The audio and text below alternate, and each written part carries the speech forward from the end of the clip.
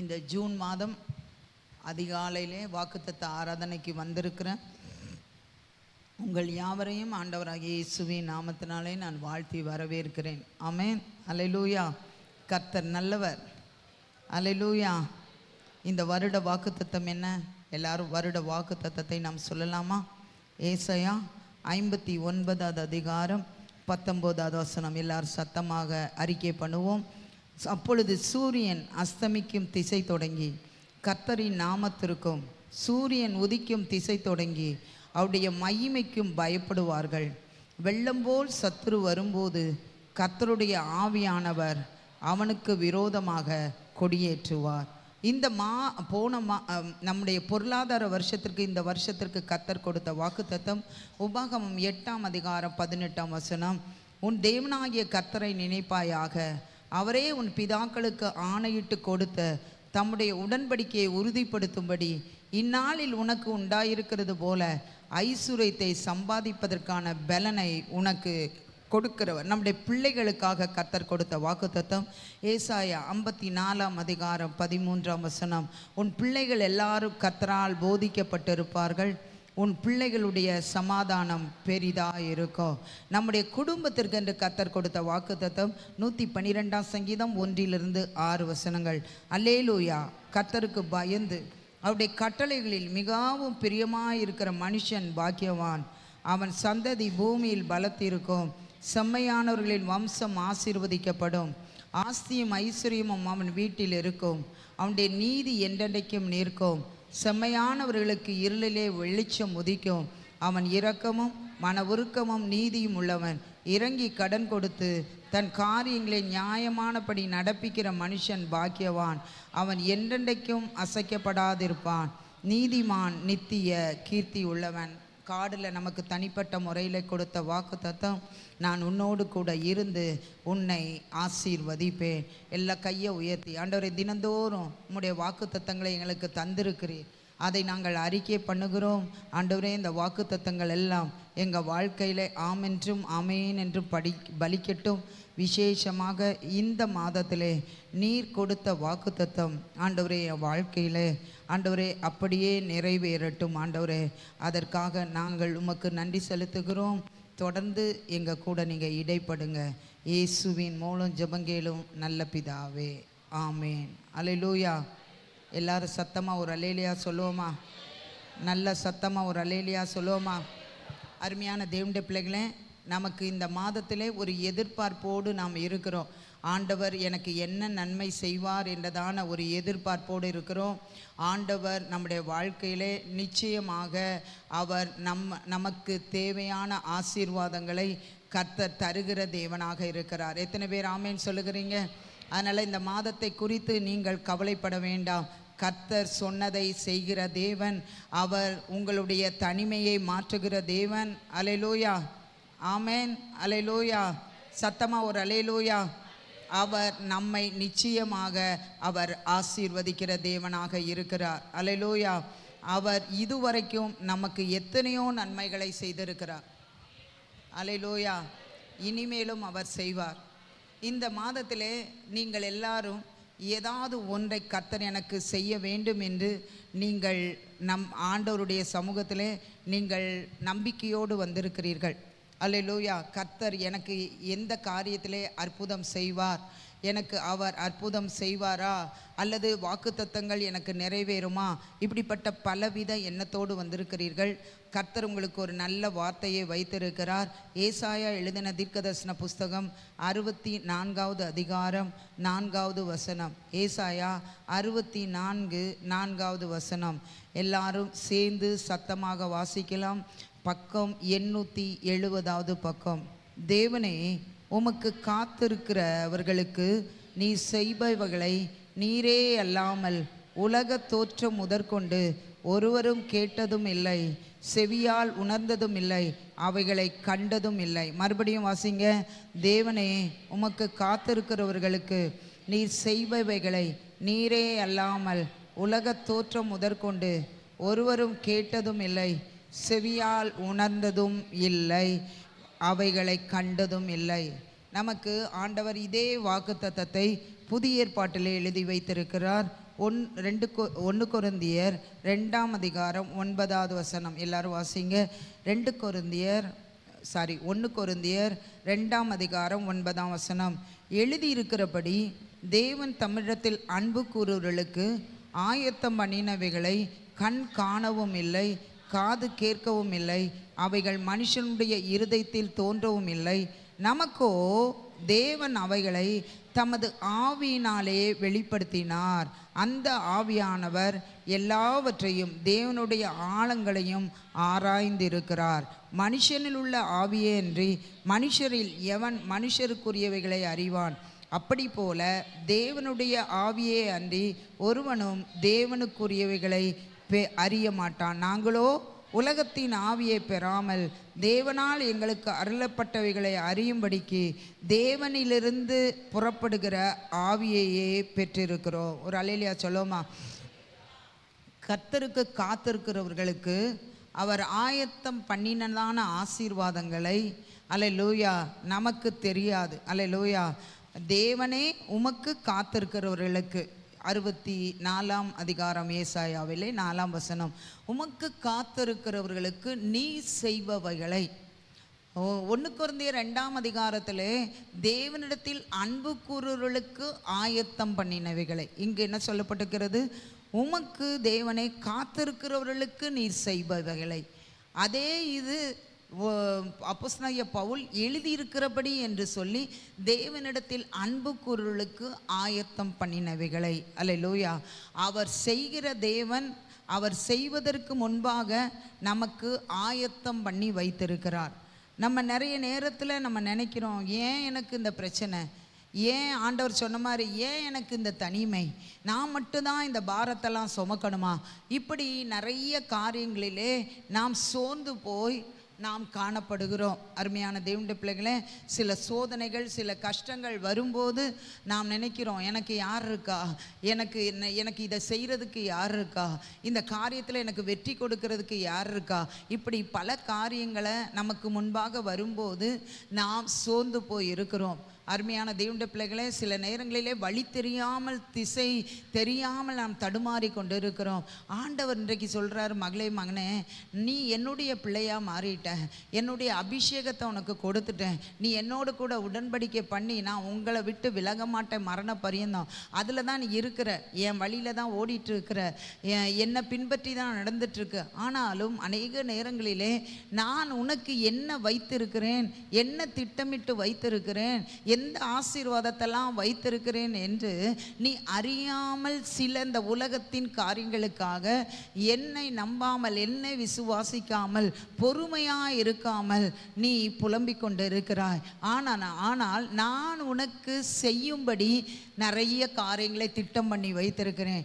ஏனென்றால் நீ என்னை நேசிக்கிறாய், நீ என்னிடத்தில் அன்பாய் இருக்கிறாய். இயேசுவே இயேசுவே இயேசுவே என்று நீ உன்னுடைய உள்ளத்திலே கூப்பிட்டு கொண்டே இருக்கிறாய். ஆதலால் நான் உனக்கு ஆயத்தம் பண்ணி வைத்திருக்கிறேன், நான் உனக்கு செய்வதற்காக ஆயத்தம் பண்ணி வைத்திருக்கிறேன். ஏனென்றால் நீ என்னிடத்தில் அன்பு கூறுகிறாய். தேவனிடத்தில் அன்பு கூறுகிறவர்கள் எல்லாரும் கையை உயர்த்தி, 2 கையை உயர்த்தி, அப்பா உன்னை நேசிக்கிறேன்னு சொல்லுங்க. அப்பா நான் உங்களை நேசிக்கிறேன், அப்பா உங்களை நேசிக்கிறேன், நான் நேசிக்கிறதையும் நீர் அறிவீர். அன்றைக்கு பேதுருவை போல சொல்லுங்க, அப்பா நீர் எல்லாவற்றையும் அறிந்திருக்கிறீர். அப்பா இந்த கால வேளையிலே நான் உம்மை நேசிக்கிறேன் என்பதை அறிந்திருக்கிறேன். நான் எல்லாவற்றுக்கும் மேலாக உம்மை மட்டும் நேசிக்கிறேன் என்பதை நீர் அறிந்திருக்கிறீர் அப்பா. ஆதலால் உமக்கு நன்றி ஆண்டவரே. அருமையானவர்களே, ஆண்டவர் அவரை நேசிக்கிறவர்கள். அதனால தான் 2 கொரிந்தியரில் நான் இந்த வசனத்தையும் சேர்த்து உங்களுக்கு சொல்லியிருக்கிறேன். எழுதியிருக்கிறபடி அங்கே என்ன எழுதியிருக்கிறது? தேவன் கர்த்தருக்கு காத்திருக்கிறவர்களுக்கு செய்ய போகிறவர்களே என்று எழுதியிருக்கிறது. ஆனால் அப்போஸ்தலனாகிய பவுல் ஆவியில் நிரம்பி என்ன எழுதுகிறான்?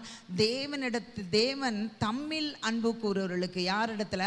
அவரிடத்தில் அன்பு கூறுவர்களுக்கு ஆயத்தம் பண்ணினவைகளை நம்முடைய கண் காணவும் இல்லை, காது கேட்கவும் இல்லை, அவைகள் மனுஷனுடைய இருதயத்தில் தோன்றவும் இல்லை. ஆனால் நமக்கு ஏசாயால என்ன எழுதப்பட்டிருக்கிறது? தேவன் தமக்கு காத்திருக்கிறவர்களுக்கு நீர் செய்கிறவைகளை தேவனே. இது ஒரு ஜெபமாகிய அதிகாரம், 64ஆம் அதிகாரம், ஏசாயாவுடைய ஒரு ஜெபம். நீங்கள் வீட்டில் போய் வாசித்து பாருங்க, அதை நம்ம ஃபுல்லாக விளக்க முடியாது. ஒரு ஜெபம். அதில் என்ன சொல்லுகிறான்? தேவனே உமக்கு காத்திருக்கிறவர்களுக்கு. ஏசாயா ஒரு தீர்க்கதரிசி, அங்கு அப்போஸ்தலனாகிய பவுல் ஒரு தீர்க்கதரிசி. ரெண்டு பேரும் என்ன சொல்லுகிறார்கள்? தேவனே உமக்கு காத்திருக்கிறவர்களுக்கு நீ செய்பவைகளை நீரே அல்லாமல், என்ன சொல்லப்பட்டிருக்கிறது?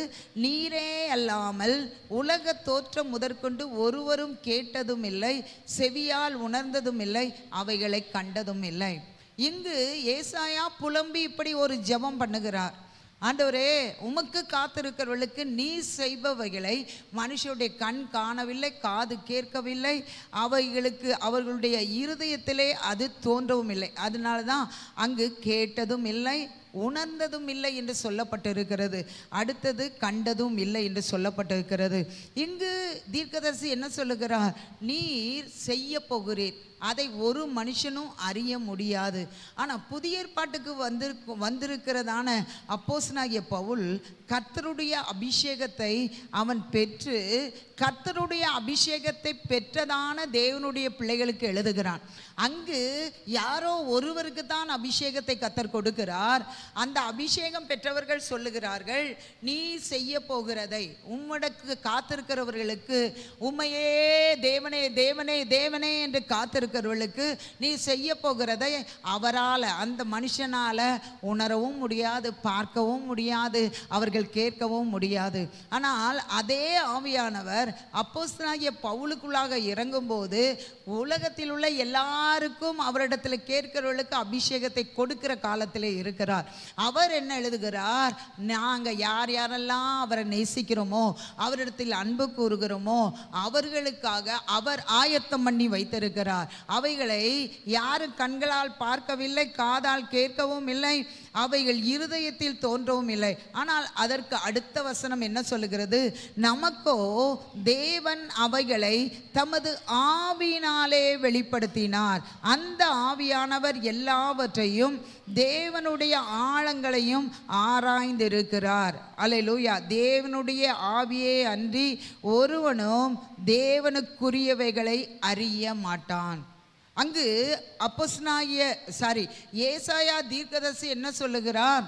ஆண்டவரே உமக்கு காத்திருக்கிறவர்களுக்கு நீர் ஆயத்தம் பண்ணினவைகளை, அல்லது நீ செய்ய போகிறதை யாரும் அறிய முடியாது. ஆனால் புதிய ஏற்பாட்டிலே சொல்லுகிறார், ரட்சிக்கப்பட்ட ஜனங்களுக்கு, அபிஷேகம் பெற்ற ஜனங்களுக்கு, தேவனுடைய பிள்ளைகளான ஜனங்களுக்கு, தேவனை நேசிக்கிற ஜனங்களுக்கு இவர் என்ன எழுதுகிறார்? நீங்களும் காணவில்லை, ஆனால் உங்களுக்குள்ளாக ஒரு ஆவியானவர் இருக்கிறார் அல்லவா, அவர் உங்களுக்கு ஆண்டவர் என்னென்னலாம் செய்ய போகிறாரோ அதையெல்லாம் அவர் வெளிப்படுத்தி இருக்கிறார். அதை நீங்கள் உணர்ந்து கொண்டு விசுவாசத்திலே நீங்கள் கர்த்தருக்கு காத்திருந்து தொடர்ந்து அவரை நேசித்து கொண்டே இருப்பீர்களானால் அவர் உங்களுக்காக வைத்திருக்கிறதை ஒரு நாளிலே நீங்கள் பெற்றுக்கொள்வீர்கள். ஒரு அல்லேலூயா சொல்லுவோமா? சத்தமா ஒரு அல்லேலூயா சொல்லுவோமா? இப்போல்லாம் பிள்ளைங்க ரொம்ப சர்ப்ரைஸ் பண்ணுறாங்க, பெற்றோரை ரொம்ப சர்ப்ரைஸ் பண்ணுறாங்க, பெற்றோர் பிள்ளைகளை சர்ப்ரைஸ் பண்ணுறாங்க. கடந்த வாரத்திலே ஒரு நம்ம ஹிந்தி சர்ச் பாஸ்டர் ஜோசுவாவுக்கும் அவருடைய மனைவிக்கும் 40வது வெட்டிங் டே, திருமண நாள். அவங்க பிள்ளைங்க அவங்க அப்பா அம்மாவுக்கு தெரியாமல் அவங்களுக்கு ஒரு பார்ட்டி அரேஞ்ச் பண்ணியிருந்தாங்க, ஒரு விழா அரேஞ்ச் பண்ணியிருந்தாங்க. நம்ம இங்கிலீஷ் சர்ச் ஹாலில் தான் அது நடந்தது. அவங்களுக்கு இங்கே வர்ற வரைக்கும் அவங்களுக்கு தெரியவே தெரியாது அவங்களுக்கு அப்படி ஒரு ஃபங்க்ஷன் வைத்திருக்கிறார்கள் என்று. அவங்க சொந்தக்காரங்க, இங்கே சர்ச்சில் ஊழியம் செய்கிறவர்கள், இவர்களை எல்லாம் கூப்பிட்டு ஒரு ஒரு 75 பேரை கூப்பிட்டு இங்கு வந்த பிறகு தான் அவங்களுக்கு தெரியும் இவ்வளோ பெரிய ஏற்பாடெல்லாம் நடந்திருக்குது. அவங்களுக்கு அவ்வளோ ஒரு சந்தோஷம். ஆனால் அதுக்கு முன்னால் அவங்க பொண்ணு சொன்னால், எங்கள் அம்மா அப்பாவுக்கு ஏதோ ஒரு எதிர்பார்ப்பு இருக்குது, அதாவது பெருசாக அந்த மாதிரி ஃபங்க்ஷன் அல்ல, ஏதோ நம்ம பிள்ளைங்க நமக்கு ஒரு ட்ரெஸ்ஸு வாங்கி தருவாங்க, அவங்க ஏதோ ஒரு கிஃப்ட் வாங்கி தருவாங்க, பாஸ்டர்மாவை கூப்பிடுவாங்க, அவங்க ஒரு கேக் வெட்டுவாங்க. ஆனால் அவங்க அதை சொல்ல முடியல. இந்த மாதிரி ஒரு சிம்பிளாக ஒரு ப்ரேயர், அதனால் எங்கள் அப்பா அம்மாவும் என்ன சொல்லிட்டாங்க, எப்படியா பாஸ்டர் மாட்ட அன்னைக்கு ஞாயிற்றுக்கிழமை போய் ஜோம் பண்ணால் போதும் அப்படிங்கிற ஒரு முடிவுக்கு வந்துட்டாங்க. எங்களுக்கு எல்லாம் தெரியும், ஏன்னா நம்ம அவங்க ஆயத்தம் பண்ணுறதுக்கு நம்மளும் கொஞ்சம் சப்போர்ட் பண்ணணும், அதாவது அவங்க அப்பா அம்மாவுக்கு தெரியாமல் வச்சுக்கணும், இதெல்லாம் இருக்குது. அப்போது அவங்க அம்மா என்றானோடனே நான் இங்கே கிளாஸ் எடுத்துகிட்டு இருந்தேன், யூத்துக்கு கிளாஸ் எடுத்துகிட்டு இருந்தேன். அதனால் நான் அங்கே போய் பார்க்கல. அவங்க அம்மாவுக்கு இங்கே சர்ச்சுக்குள்ளார, இங்கிலீஷ் சர்ச்சுக்குள்ளாக அவங்க கதவை திறந்து போனோன்னா கொஞ்ச நேரம் அழுதாங்களாம். அவங்களால ஒரு ஸ்டெப் எடுத்து வைக்க முடியல. ஏன்னா அவங்க கண்ணால் பார்க்கல, காதால் கேட்கல, அவங்க இருதயத்தில் இப்படி ஒரு ஃபங்க்ஷன் நடக்கும்னு தெரியல. ஆனால் அவங்க பிள்ளைங்க ஆயத்தம் பண்ணி வைத்திருக்கிறவைகளை, அந்த பிள்ளைங்க அவங்க அம்மா அப்பா மேலே வச்சிருக்கிற அந்த அன்பை வெளிப்படுத்துவதற்கு ஆயத்தம் பண்ணி வச்சிருக்கிறவைகளை அவருடைய கண் காணவும் இல்லை, காது கேட்கவும் இல்லை, அவருடைய இருதயத்தில் தோன்றவும் இல்லை. அவங்க இருதயத்தில் தோன்றினது என்ன, பாஸ்டர்மாவை கூப்பிட்டு ஒரு ப்ரேயர் பண்ணி ஒரு கேக் கட் பண்ணி ஒரு ட்ரெஸ் வாங்கி கொடுத்தா போதும் அப்படிங்கிற ஒரு சந்தோஷம்தான். ஆண்டவருக்கு நன்றி செலுத்தணும், ஊழியக்காரங்க மூலமாக ஆண்டவருடைய ஆசீர்வாதத்தை பெறணுங்கிற ஒரு எண்ணம் தான். ஆனால் அதற்கு மேலாக அவங்க பிள்ளைங்க ஆயத்தம் பண்ணி வச்சிருக்கிறாங்க. ஏன் அப்படின்னா அவங்க அப்பா மேலே அவங்க அன்பு கூறுகிறாங்க. அருமையான தேவனுடைய பிள்ளைகளே, ஒரு உலக பிரகாரமான பிள்ளைகள் தங்களுடைய தகப்பனையும் தாயையும் நேசிக்கிறதுனால அவங்களுக்கு அவங்களால முடிந்த ஒரு காரியத்தை செய்கிறார்கள். ஆனால் இந்த உலகத்தையே படைத்த ஆண்டவர் உங்களையும் என்னையும் ரட்சித்து அவருடைய பிள்ளையாக மாற்றி நம்மோடு கூட அவர் உடன்படிக்கை பண்ணி நித்தியமாக அவரோடு கூட நம்மை வைத்து கொள்ளும்படியான ஒரு திட்டத்தை வைத்திருக்கிறார். அந்த திட்டம் நிறைவேறும் கண்டிப்பாக. அதற்கு மேலாக இந்த உலகத்தில் நம்ம கையை பிடிச்சவர் ஒரு நாள் நம்ம கை விட மாட்டார். இந்த உலகத்தில் மேன்மையாகத்தான் வைப்பார். அவர் உங்களுக்கு என்ன ஆசீர்வாதத்தை வைத்திருக்கிறாரோ, நீங்கள் அந்த தகப்பனையும் தாயும் போல் ஒரு கேக் வெட்டினா போதும், பாஸ்டர்மாவை கூப்பிட்டு ப்ரேயர் பண்ணால் போதும், அவங்கள கூப்பிட்டு போய் ஒரு ஹோட்டலில் சாப்பாடு வாங்கி கொடுத்தா போதும், இதைத்தான் அவங்க நினச்சாங்க.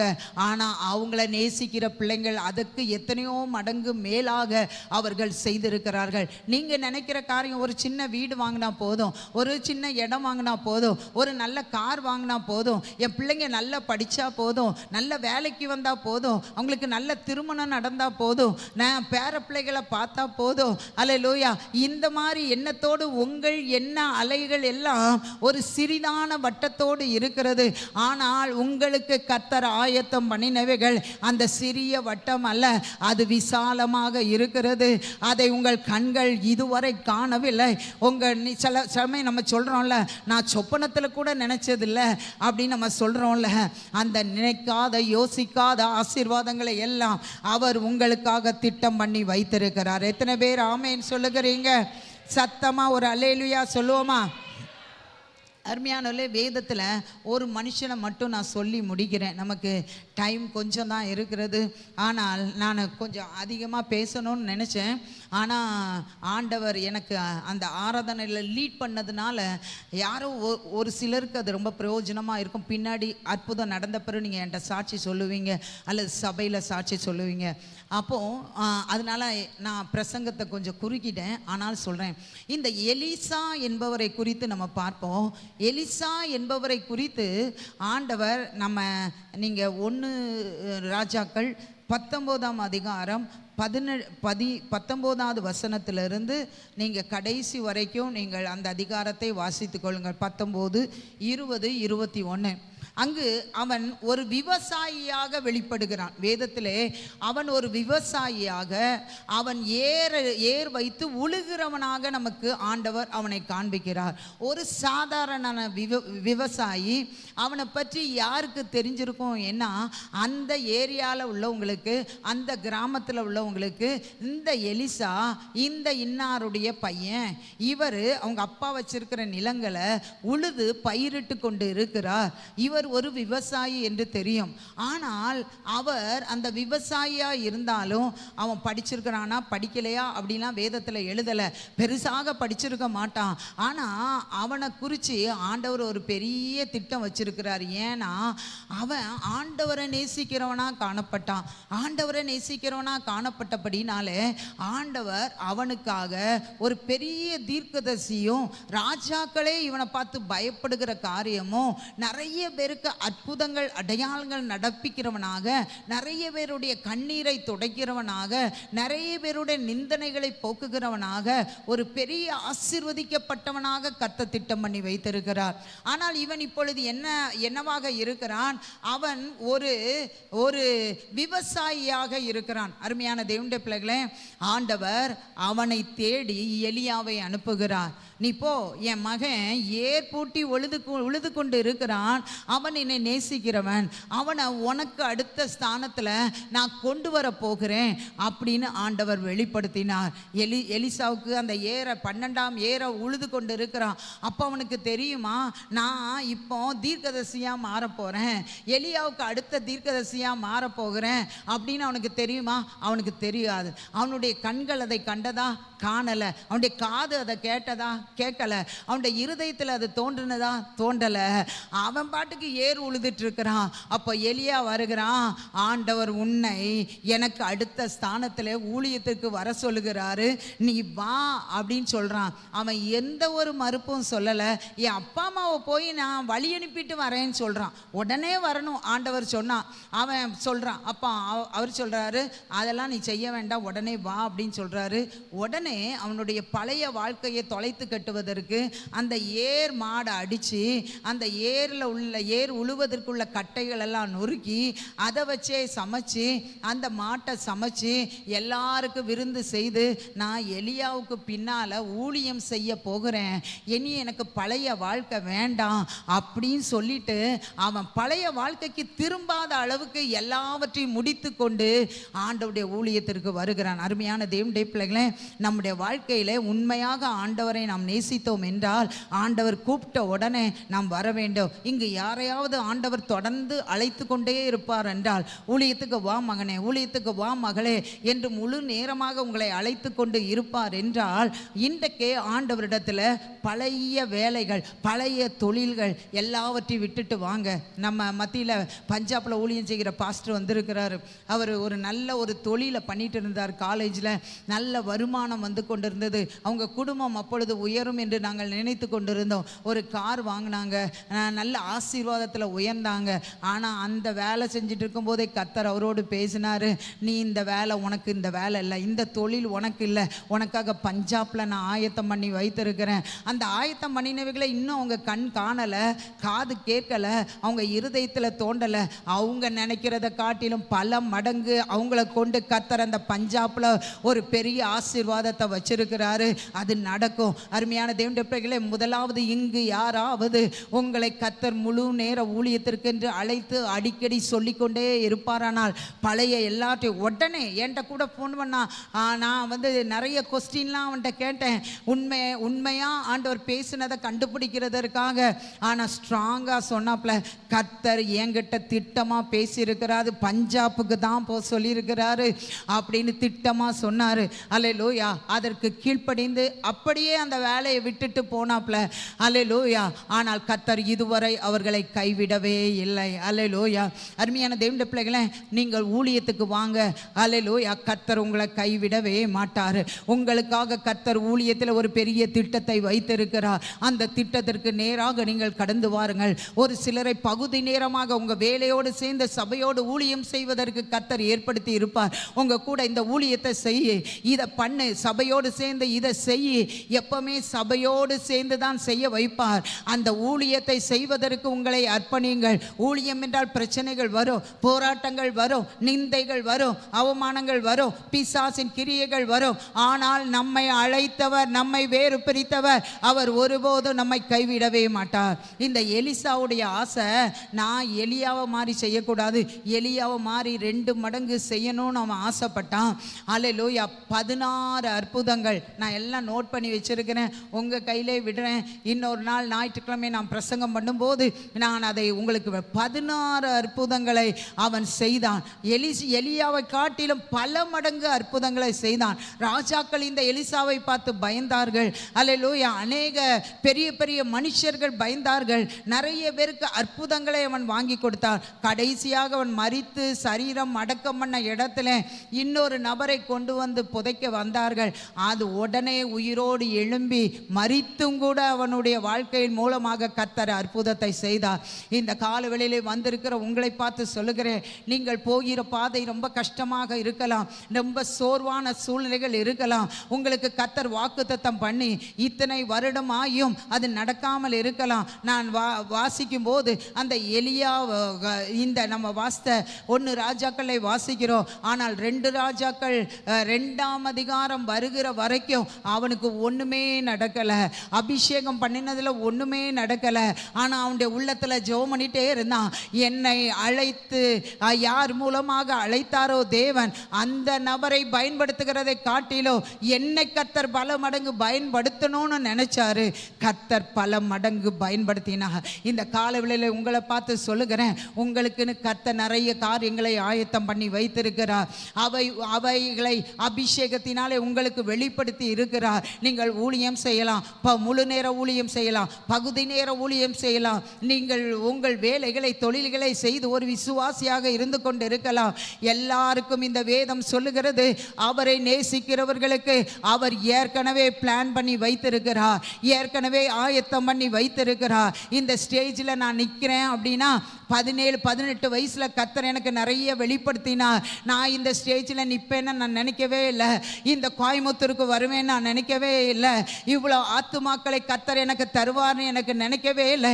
ஆனால் என் உள்ளத்தில் தெரிந்தது, கர்த்தர் என்கிட்ட சொல்லி இருக்கிறாரு, ஒரு ஊழியத்தை தருவேன்னு சொல்லி இருக்கிறாரு, அநேகருக்கு ஆசீர்வாதமாக இருப்பேன்னு சொல்லி இருக்கிறாரு. அது நடக்கும். என்னை ஆசீர்வாதமாக வைப்பார் என்று தெரியும், எப்படி என்று எனக்கு தெரியாது. ஆனால் ஆவியானவர் எனக்கு எப்பவுமே சொல்லிட்டே இருப்பாரு. இப்பவும் ஆண்டவர் சொல்றாரு, 1000 பேர் கம்யூனியன் கொண்ட விசுவாசிகளை நான் தருவேன் சொல்லி இருக்கிறாரு. அவர் தருவார். ஹல்லேலூயா. எல்லா பிரச்சனைகளையும் மாற்றுவேன் என்று சொல்லி இருக்கிறார். இப்பெல்லாம் ஆண்டவர் என்ன சொல்றாரு, நீ அமைதியாயிரு, பொறுமையாயிரு. ஹல்லேலூயா. எதற்கும் சோர்ந்து போகாத, பொறுமையா இருக்கும்போது கர்த்தருக்கு காத்திருக்கிற எனக்கு, கர்த்தரிடத்தில் அன்பு கூறுகிற எனக்கு ஆண்டவர் சொல்லிட்டே இருக்கிறார், நான் ஆயத்தம் பண்ணினவைகளை உன் கண் காணும், உன் காது கேட்கும், நீ அவைகளை சந்தோஷப்படுகிற விதமாக நான் நடத்துவேன் அப்படின்னு எனக்கு சொன்ன ஆண்டவர் இந்த மாதத்திலே உங்களுக்கு விசேஷமாக சொல்லுகிறார்.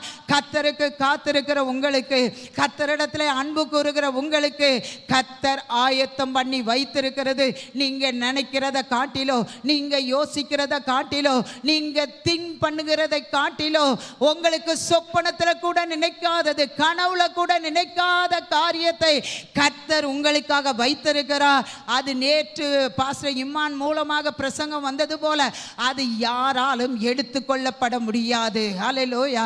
நேற்று பிரசங்கமும் இன்னைக்கும் கனெக்ஷன் தான். ஹல்லேலூயா.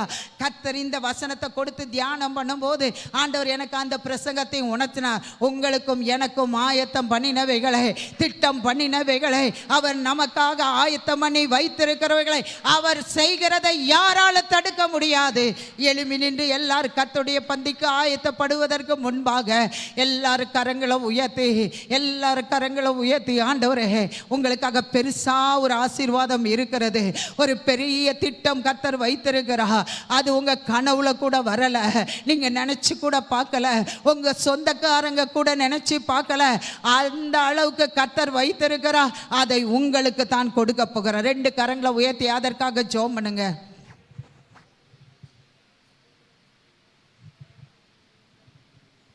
நாம் கர்த்தருடைய பந்திக்கு முன்பாக